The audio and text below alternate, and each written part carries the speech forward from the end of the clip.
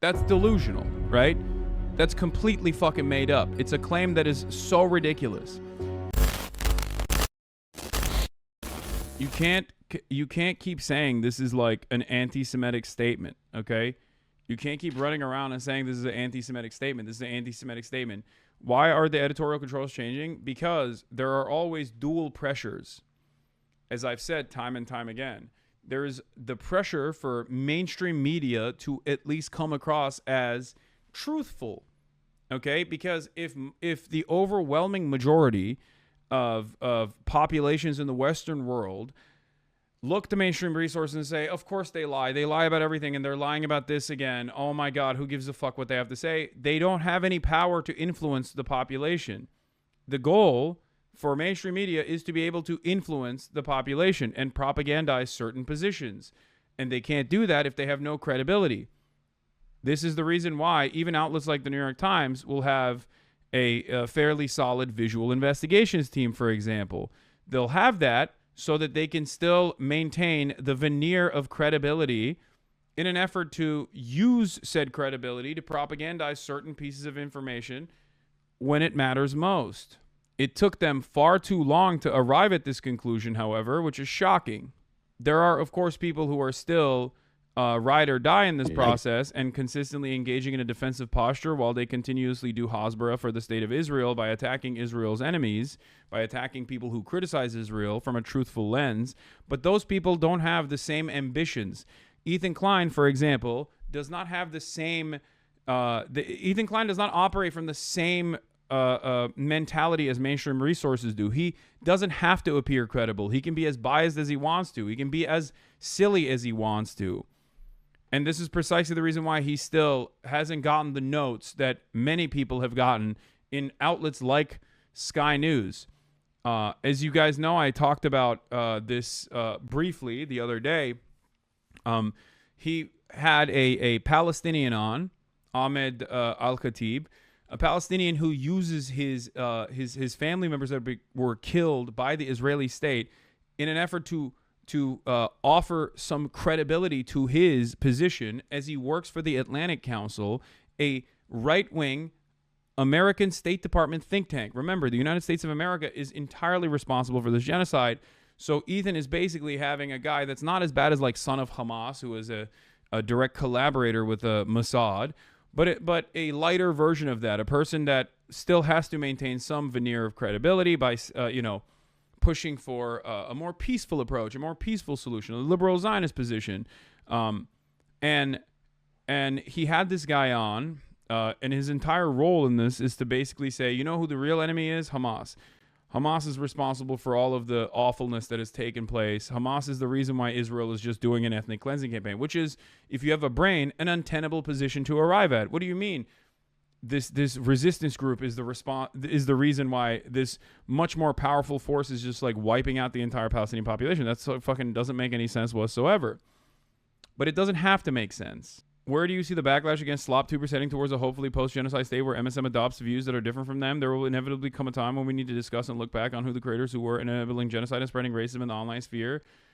It's so far in the future that I don't even care and don't even think about.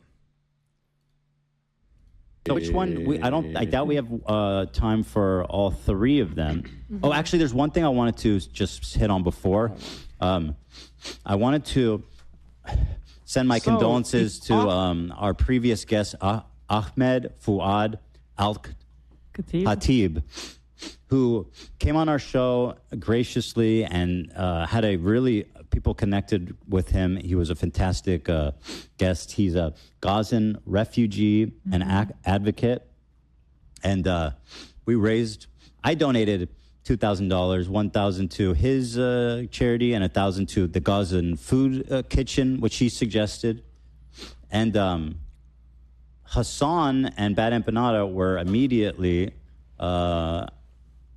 out to slander and ruin this man, which is just, the irony of that is just unbelievable. Yeah, I mean, this is, when he says, like, Jews against genocide are tokens, he's wrong, okay?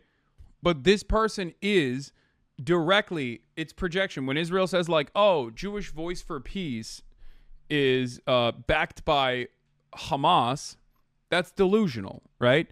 That's completely fucking made up. It's a claim that is so ridiculous.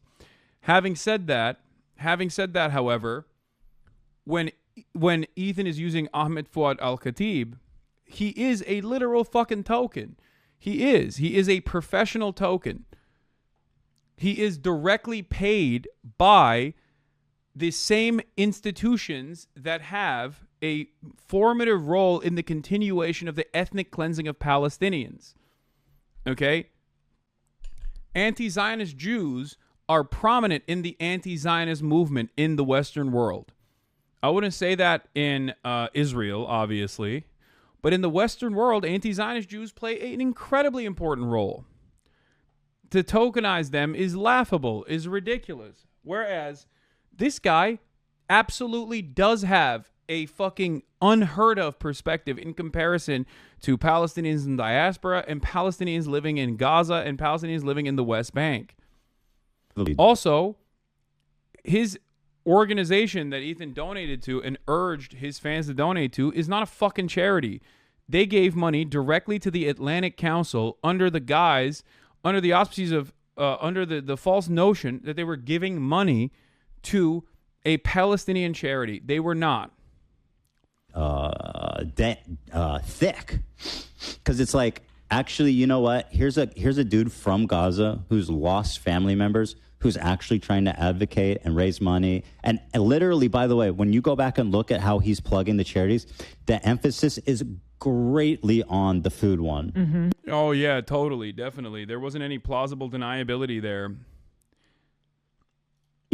I forced him kind of to plug his, mm-hmm. like he didn't even really offer it. His whole thing was like donate to this food thing. Mm-hmm. And so you're not going to believe the shit that they're saying about him. It's unhinged, dude. So it's evil. Ahmed Fuad al-Khatib, okay, is a propagandist for Israel. He's not. Apparently, Ethan fucking had him on his broadcast. This might be. And then literally turned around and made it seem as though they were fundraising, told his audience that they were fundraising for Palestinians in Gaza. Okay? Now, can someone timestamp from the episode when that happens? Because I'll pull it up in a minute. It's really crazy how Hassan just doesn't want us to help Gazans. Oh my God. Oh, they're so gross, dude. They're such disgusting genocidal propagandists. Oh my God. Oh, it's crazy how Hassan doesn't want us to help the Palestinians. Wait, did she even say Palestinians? Hold on, maybe she did. It's really crazy how Hassan just doesn't want us to help Gazans.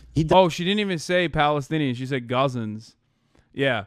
Here, another great way to figure out Ahmed al-Khatib being a bad faith actor is that he calls himself a Gazan American. He doesn't even call himself a Palestinian American. That designation does matter, for the record. Because of that designation that he self-applies. That's the reason why the Israeli Foreign Ministry or other Israeli politicians will routinely retweet Ahmed al-Khatib. Okay? They do. Do you think that's normal? Do you feel like that's Do you feel like they would do that to a regular Palestinian living in fucking Gaza? Yeah, right. I mean, at this point, I've donated, I think, a pretty significant amount of money between all the different causes, over 10,000 for sure. I know there's no amount that... Oh, sick. Oh, no, there's no amount except for how the Creators for Palestine charity was utterly inconsequential and actually unproductive and bad. But when he donates to actually make a statement, to say something, to prove his bona fides as a stalwart ally of the Palestinians after fucking 19 months of genocide and consistently attacking people who are criticizing Israel for doing this genocide, all of a sudden, think about how much money I've donated. It's like, bro, it's like not even a fucking quarter of a watch that you purchase that you forget about. Okay? Sick. Yeah. Bro drops 50K on a Rolex, will flex about it for fucking hours and hours on end. Meanwhile, the people that have fundraised millions of fucking dollars, they're the enemy. It's so gross. is so fucking fake. I can't believe people still bite that shit. I can't believe people still believe any of that, okay? If you are believing any of that,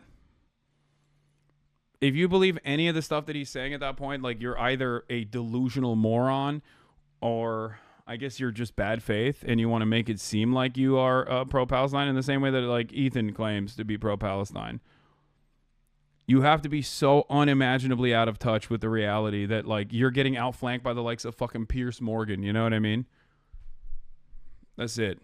Yeah, the World Food Program is one of the actual humanitarian foundations that they linked.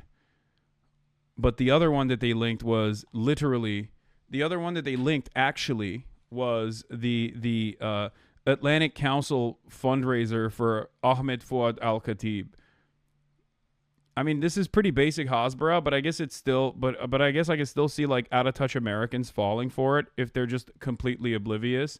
And after 19 months of this shit, you might still be completely fucking oblivious, I guess. But yeah, I'm not talking about his donation to the World Food Program or asking their fans to donate to the World Food Program. I'm saying it's disgusting to literally put that side by side with Ahmed Fuad Al-Khatib's own personal, not even like foundation, but fund, which is, from what I understand, is not even a fucking, is not even a 501c3. And people actually asked, people actually reached out to the foundation and asked where the funds go, and they very openly stated, "Oh, it goes to Ahmed. It goes to Ahmed for his speaking engagements, so he can go around and tour and speak peace, or whatever the fuck." Yeah, it's a slush fund for the Atlantic Council and Ahmed himself. So saying that you're, like, helping Palestinians by directly helping someone who has collaborated with the Israeli state is so gross to me.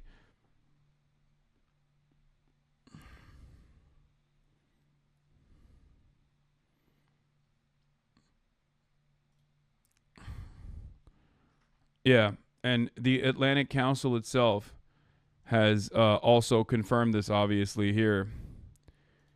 Melanie Robbins, formerly worked for the ADL, by the way, Apartheid Defense League, confirms directly, "Hello, thank you for reaching out and your question. The donations page on our website goes to support our work through the Atlantic Council. This includes helping Ahmed and our team and to allow him to be able to do many of the media appearances that he does, to meet with policymakers and do all the writing and things that have helped launch the work for Realign for Palestine. I hope that answers your questions. Happy to hop on a call to discuss if that would be helpful."